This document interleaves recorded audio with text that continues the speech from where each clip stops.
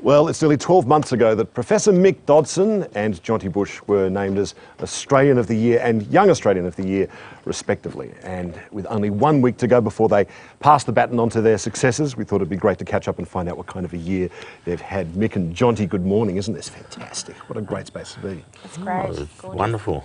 Now, I understand you've become good friends, the two of you, Jonty.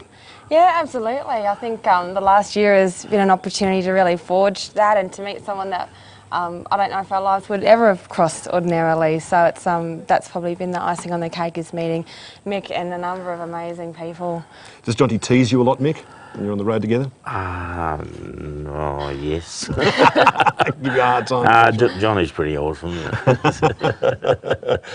What it's like, I mean, you'd actually seen quite a bit of Australia already, Mick, so it was no surprise for you to tour the country. Well, it's my first time up here, which is, I mean, this is a beautiful country, and I like to thank Auntie Lynn and Auntie Carol for their welcome to country. It's beautiful. Their country is fabulous, like the rest of our country. You know, it's beautiful.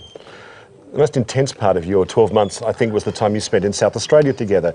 Jonty, give me a sense of what happened during that time in South Australia. Well, I guess part of the opportunity of being Australian or Young Australian of the Year is what's called a tour of honour, and we get to go to other states, have a tour around and talk about what's relevant to us. So for South Australia, we were very fortunate. I think it was the first time perhaps it had ever been organised so that the four of us could actually be together. Kind of felt like a bit of a road trip for a band, really. We felt like VIP for the week. You get chauffeured around and taken places. And, get a rider and everything else. That's it, only green M&Ms. Yeah, that's right.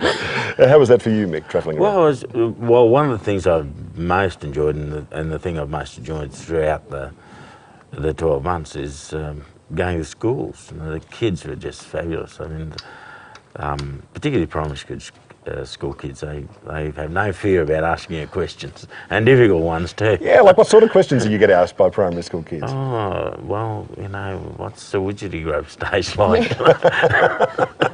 What do you say? I have no idea, I suppose. No, I've had them. Have you? Beautiful, yeah. I think there's a slight nutmeg there, I think. A lot of people report how their kids are coming home from school and they're teaching their parents about Indigenous culture because they're learning it in school. This was a big part of your mission, if you like, as Australian of the Year, was to talk to kids, and Indigenous kids, particularly in schools. How does that, tell me your thoughts on that, on the way kids are taught Indigenous culture. I was absolutely delighted to see that these things are happening in schools around the country, and I've been to schools in every state and territory over the last 12 months, and there's some wonderful things happening about getting kids to understand and learn about Aboriginal history and culture, and kids are really exploring stuff in an inclusive way that really impresses me, that gives me a lot of confidence about the future. Do you think it helps them see Australia differently? Like, really see Australia, rather than sort of see it like from a distance and comparing it to somewhere else, but to see it for itself and to see what a beautiful place it is, Mick? Well, I think that's true. You know, I think kids are understanding the landscape not just as an abstract, really, but them being part of it, you know, through Aboriginal eyes, in a sense, and it's wonderful to behold. And Jonty, you're one of the reasons why you were nominated as Young Australian of the Year was your work with victims of homicide in past years and the One Punch Can Kill campaign.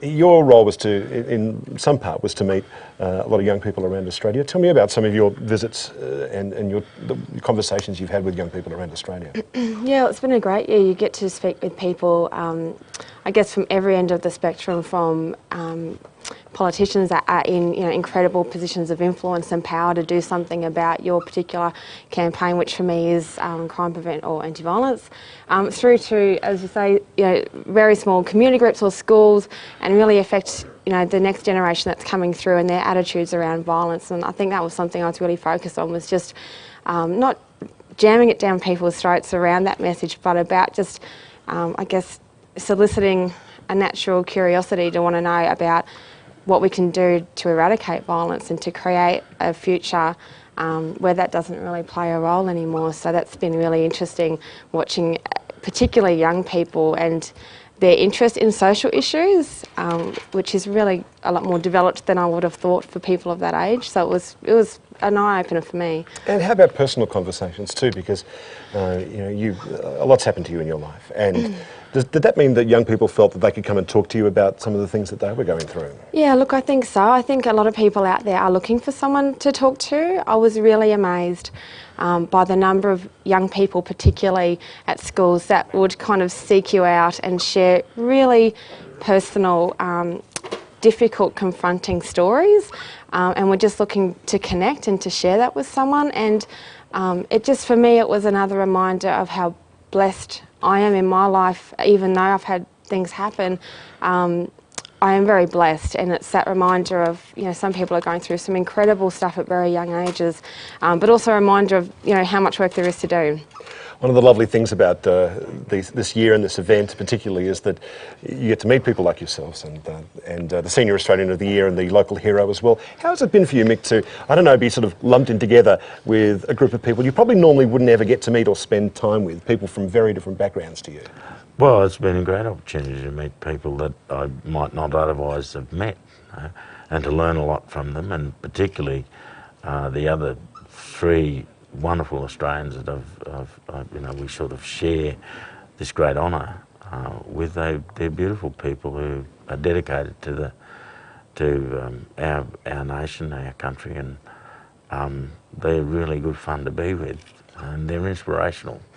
You're all people of real achievement. Nonetheless, do you take on the role of Australian of the Year and Young Australian of the Year with some trepidation? Is it a little scary to take that role on? Well, I think we're still doing what we do, It's not, we don't, I'll speak for myself, Johnny can speak for himself, but I think Pat and Graham and Johnny and I, we still do what we've been doing for our lives, our adult lives particularly, but it's nothing new that we're doing, it's what we do.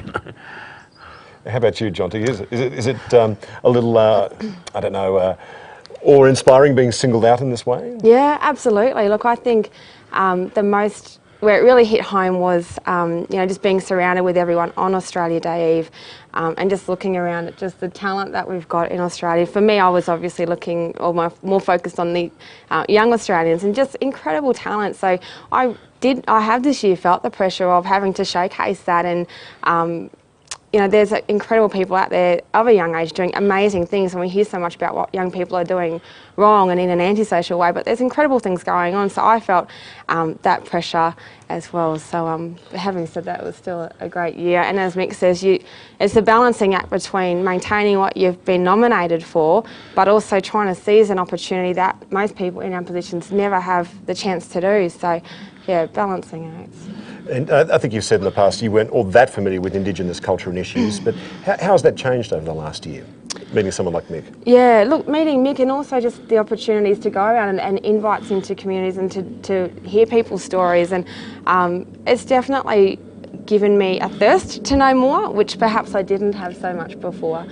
It was something that I was aware of, but really didn't have that thirst. So that's probably what's changed in me, is just that clicking of interest. How about you, Mick? You've seen and done a lot of stuff. Are you past changing, or have you learned a lot? Everybody can learn every day. I've learned something beautiful today about this country. That's fantastic. And that period of a year where you travel around Australia and you see so much, Johnny, you've seen parts of the Northern Territory and Western Australia. Where else have you been in that year? Everywhere. Northern Territory, which I'd never been before. That was great. I'd never been to Perth before. That was incredible. Got flown out to a little remote station in the Territory, which was a great experience on many levels. So just incredible country. And will you remain friends now that your tour of duty has come to an end? Oh, I think this is an eternal friendship. Johnny's such a great Australian.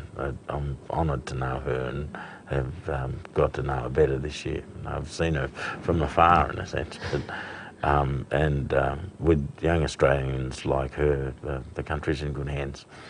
And Mick, you're one of the fathers and mothers, if you like, of reconciliation. And you heard Auntie Carol speaking there about travelling a few precious yards up the rungs up the ladder of reconciliation. Just your final thoughts on that. Oh, we've moved an inch or two this year. That's good to know. It's been great to speak with you. Thank you so much. It's been Thank a you. pleasure, thank you. Mick Dodson and Jonty Bush, Australian of the Year and Young Australian of the Year. And that brings us to the conclusion of this special and magical Dawn event, and many thanks to our guests here today who have helped make this happen, including Mick Dodson, Jonty Bush, Emma Donovan, Auntie Carol and Auntie Lynn. And well, to close the program, we have Jack Thompson with a reflection on this land and on its history and on its future.